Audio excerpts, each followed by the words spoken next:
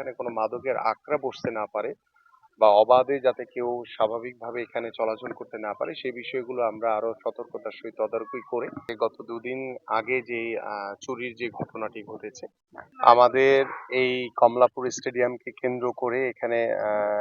মাদকের একটি আখড়ায় পরিণত হয়েছে এই স্টেডিয়ামের আশেপাশে এবং এখানে আমাদের ফ্লাড লাইটের কিছু যে যন্ত্রাংশ রয়েছে ব্লাস্ট সহ বেশ কিছু জিনিস চুরি হয়ে গেছে। তো সেই বিষয়গুলো যখন এবং এখানে আমাদের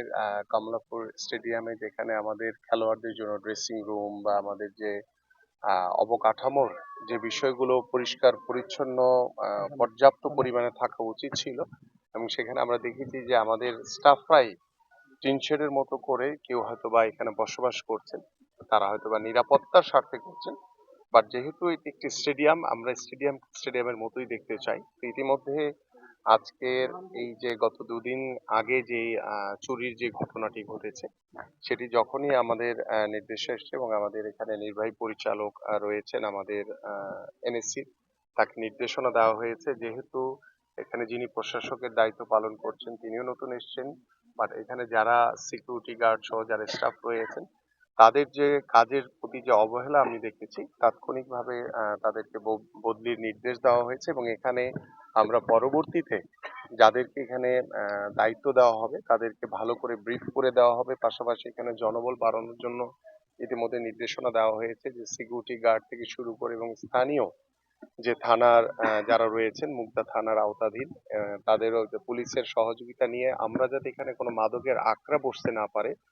বা অবাধে যাতে কেউ স্বাভাবিকভাবে এখানে চলাচল করতে না পারে সেই বিষয়গুলো আমরা আরো সতর্কতার সহিত তদারকি করে আমরা চেষ্টা করব যে কমলাপুর স্টেডিয়ামকে ইতিমধ্যে আমাদের বাংলাদেশ ফুটবল ফেডারেশনের কাছে আনুষ্ঠানিকভাবে আমরা হয়তো এখন হস্তান্তর করিনি, বাট আমরা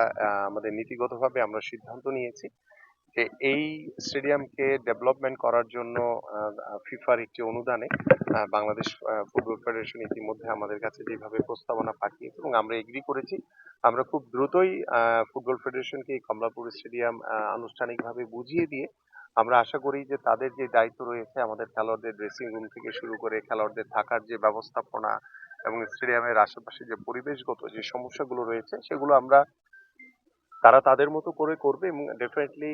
যেহেতু স্টেডিয়ামটি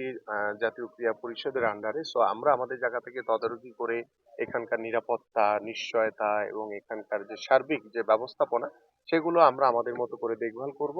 ইনশাল্লাহ। আমরা আশা করছি এবং এখানে গ্যালারির যে পাশে কয়েকটি গেট রয়েছে আমরা দেখছেন যে সেখানেও মানে নিরাপত্তাহীনতার কারণে সেখানে দেখা যায় যে অনেকেই মাঠের ভিতরে ঢুকে যায় এবং এখানে মাদকের যে একটি সংখ্যা আমরা দেখছি সেগুলোকে আমরা আরো চেষ্টা করছি যে আমাদের স্টেডিয়ামের চারপাশে যে বাউন্ডারি দেওয়ালটি রয়েছে সেটিকে আরো উঁচু করে সেখানে কাঁটা তারের মাধ্যমে আমরা যথাসাধ্যভাবে আরো নিরাপত্তা এখানে নিশ্চয়তা প্রদান করার জন্য বদ্ধপরিকর এবং ইতিমধ্যে নির্দেশনা দেওয়া হয়েছে। ইনশাল্লাহ আমরা দ্রুত সময়ের ভিতরে এই কাজগুলো কার্যকর করতে পারবো বলে আমরা বিশ্বাস করি। ভাই ঢাকার বাইরে অনেক ভেন্যু আছে যেগুলো মানে ভেন্যুই পুরো হাত বেঁধে হয়ে গেছে, বিশেষ করে ইনডোর যেমন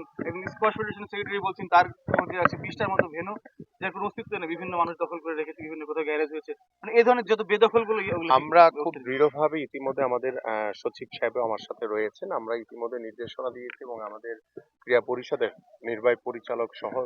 ডাইরেক্টর স্পোর্টস থেকে শুরু করে আমাদের যারা এই বিষয়গুলো দেখভাল করেন আমরা তাদেরকে ইতিমধ্যে আমি সকল আমাদের যে অবকাঠামোগুলো রয়েছে স্টেডিয়াম থেকে শুরু করে ইনডোর ফেসিলিটিস বিভিন্ন ফেডারেশনের জন্য যেগুলো বরাদ্দ দেওয়া হয়েছে বা বিভিন্নভাবে যেগুলো আমাদের বাংলাদেশের ক্রীড়াঙ্গনকে নিয়ে কাজ করতে হয় সেই জায়গাগুলো যেখানে সমস্যা রয়েছে আমি আপনাদের কাছে আহ্বান করব যে আপনারা যদি সেই তথ্য উপাত্তগুলো আমাদেরকে জানান তাহলে আমরাও আমাদের কাজ করতে আরো সহজ হবে এবং আমরাও আমাদের যে ইতিমধ্যে আমাদের যারা এনএসসি যারা দায়িত্বরত রয়েছেন তাদেরকে বলা হয়েছে যে আমাদের পর্যায়ক্রমে আমি আমাদের বাংলাদেশের যে স্টেডিয়াম গুলো রয়েছে কোথায় কি সমস্যা রয়েছে এবং আপনি যে বিষয়টি বলেন যে ইনডোর